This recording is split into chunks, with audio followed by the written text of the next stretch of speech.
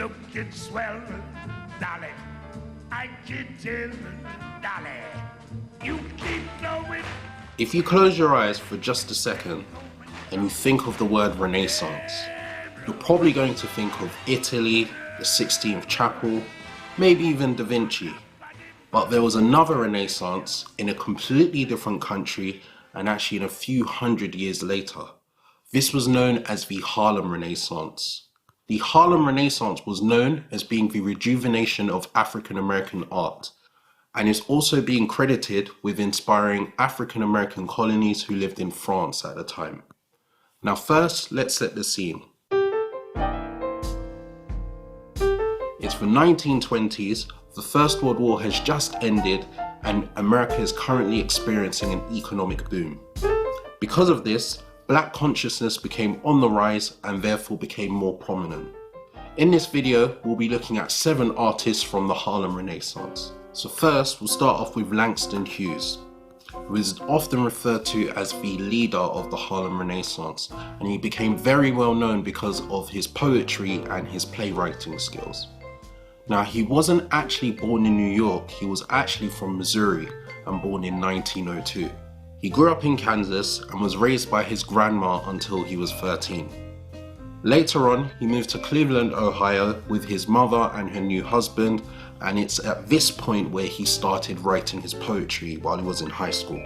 And one of his most well-known poems, The Negro Speaks of Rivers, was actually written when he was just 15 years old. After high school, he tried out a variety of jobs, such as an assistant cook and even a traveling salesman. And it's with these experiences he used these as inspiration to write a lot of his poetry. Hughes was different to other Black writers at the time because of 2 things. So the first is that he addressed Black people directly. The second was about the language he used. He made sure the language he used could be understood by any of his readers, and it also helped his readers to relate to the poems a little bit more. Now, in Hughes' biography, it's mentioned that some of his influences were Paul Laurence, Carl Sandburg, and Walt Whitman. Now, what you're going to notice about a lot of the artists from the Harlem Renaissance is their links to Columbia and Howard University. So Langston Hughes studied there, and it's at this point that he actually first moved to New York and also became in touch with the Harlem Renaissance. Langston Hughes passed away on May 22nd, 1967, and his residence was actually granted landmark status. And if you're looking to read any of his poems, you could probably check on Amazon or online, and the last time I checked, it was retailing for about £15. Next on our list is Aaron Douglas, who is often referred to as the father of African American art.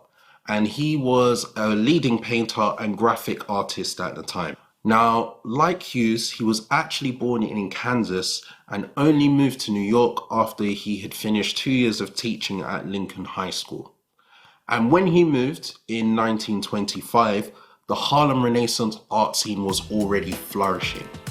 And he became so fascinated with the Harlem Renaissance that he started contributing his images to The Opportunity, which was the National Urban League's magazine at the time. One of the images he created was known as Judgment Day, and this paid homage to Black preachers. And these Black preachers were actually figures that he looked up to growing up as a child. Another notable piece that he created was known as the Harriet Tubman painting. Now, if you look at it in the middle, you could see a figure which clearly depicts Harriet Tubman breaking some chains, which represents the ending of slavery. And if you look at a painting from left to right, it actually tells a story. So from the left, it's what looks like to be some figures represented as slaves, which clearly represents the slave trade. In the middle, we have Harriet Tubman, which represents the abolition of slave trade. And on the right, we can see some square figures which appear to be buildings. And these buildings potentially represent the optimism for the future and also knowledge and wisdom. After a few years of living in Harlem, he actually returned to Fisk University in the 1930s, and he also started the Carl Van Vechteren Gallery. He died aged 79, and he received countless honors and recognition for his work. The Harlem Renaissance also influenced some artists who lived outside of Harlem, like I said a little bit earlier. Some of which more specifically lived in Paris at the time. One particular artist we'll be looking at is known as Lois Mailou Jones. Now, she was actually born in Boston.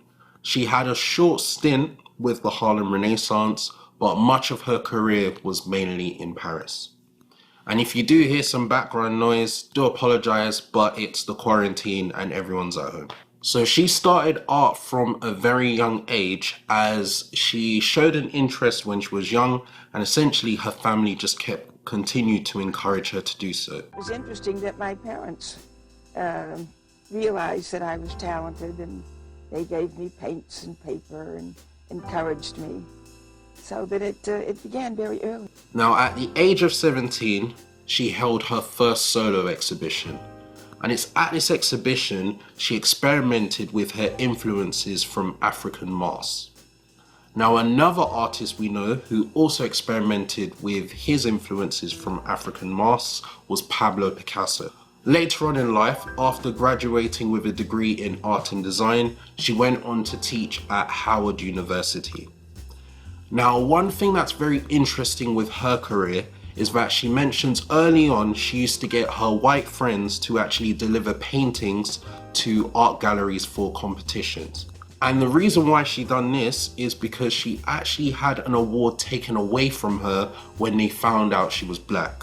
A few years later, in 1934, she had a short summer session at Columbia University, and it's here where she got in touch with the Harlem Renaissance.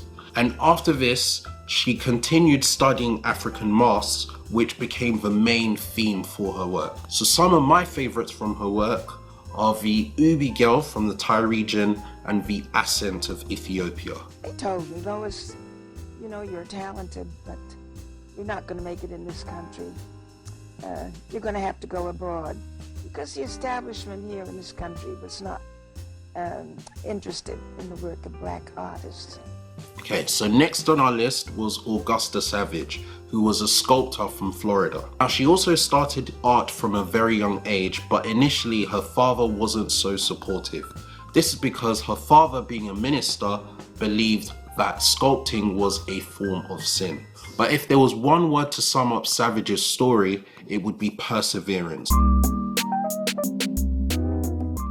Because she continued to sculpt, and even continued to the point where her principal allowed her to teach clay modeling classes. She became extremely talented, and her work didn't go unrecognized. She went on to win the Otto Kahn Prize with her work Head of Negro. Stories of her talents and her struggles became very well known within the African American community.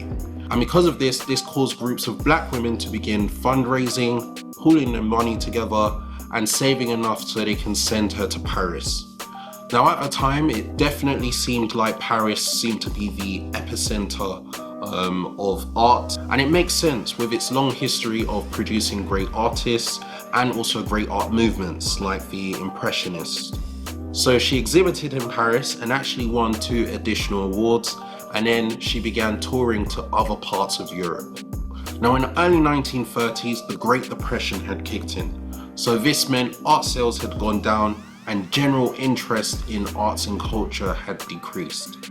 But this didn't stop Savage. She then went on to become the first African American woman to launch her own gallery with the Savage Studio of Arts and Crafts. And this gallery was open to anyone who wanted to sculpt or paint. And some of her students even went on to become nationally known, such as Norman Lewis.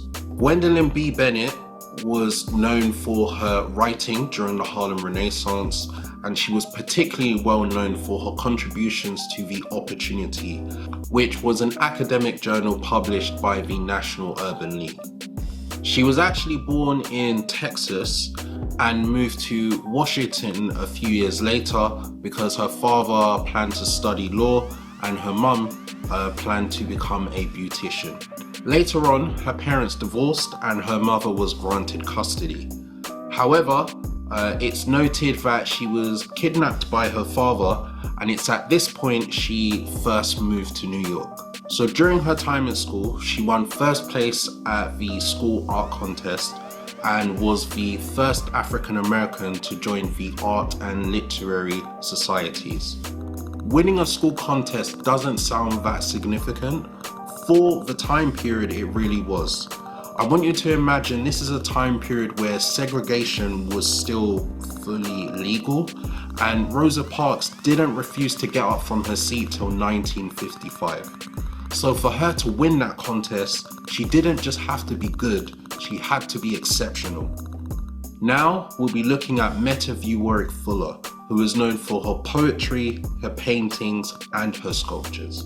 Now she was born in Philadelphia to her mother, who was a beautician, and her father, who was a barber. And these professions at the time were generally considered middle class. The reason why is because of who their clients were. Beauticians and barbers often attracted powerful white figures who went on to become their long-term serving clients. Now, she first developed her interest in art because her father had a big interest in sculptures. Her brother and her grandfather would also tell her scary stories growing up, and she would also use this as an influence for her work. And later on, this would earn her the nickname the Sculptor of Horrors.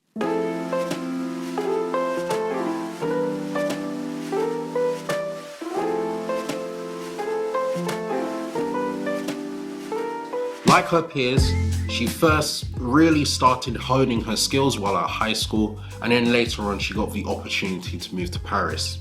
While she was in Paris, she studied under Auguste Rodin, who is generally considered the father of modern sculpture as we know it.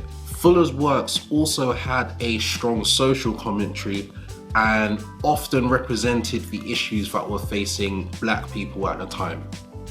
One of her works was known as Mary Turner. Mary Turner was a woman who had protested the lynching of her husband, and because of this protest, she was actually lynched herself in Georgia.